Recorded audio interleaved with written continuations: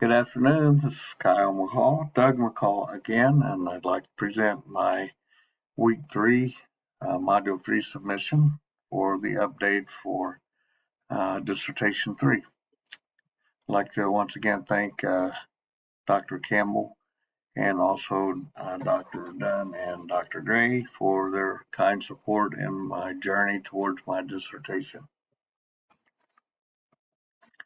This week I went through chapter 4 in the AQUA and reviewed chapter 4 completely during the week, and I'm section 1 is the introduction, purpose of study, describes what the methodology and questions are, and I'm beginning to write up this week on that. Section 2, which summarizes the characteristics and demographics of the sample study and the narrative, and that will also be working on this week.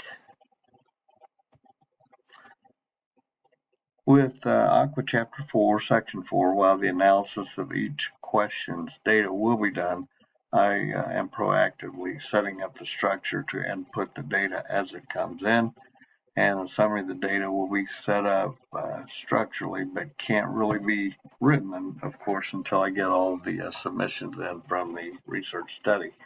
And Chapter 4 structure and 5 has been added to the dissertation structure and format to begin the writings. As we look at the schedule that I put forth a few weeks ago, the RV approval, of course, was received. That's at 100%. And I have started the write-up ideas for Chapter 4, reintroduction, and by reviewing what was in Chapter 3 and concerning the research methodology, sources of data, and also the analysis piece of that. The survey link was tested successfully with JotForm, and the analytics appear to be functional. So that's all good news, and we're on track with the plan to this date. In fact, probably a few days ahead of task. I did receive the approval from PMI and the regions and PMI Global as well. And I distributed the survey and announcement and the participant announcement, to all of the Region 2 presidents, as well as attending a call today with the Region 2 presidents. And I also was able to upload it into the WhatsApp software for PMI, which is going to allow me a greater expanse if I, and as a reminder, opportunity to begin to pull in more surveys. And the submissions, of course, through the WhatsApp and also JotForm will be encrypted as they come in. So that's a good step. So updated Module 2 and the Participant Information Research Survey were both well received. Ms. Ward advised the permission spreads beyond Region 2, so I will rely on her to help me if I need to come up with more submissions. And she's checking with PMI.org. I am going to contact her this week again and see where we are with that piece for the broader audience.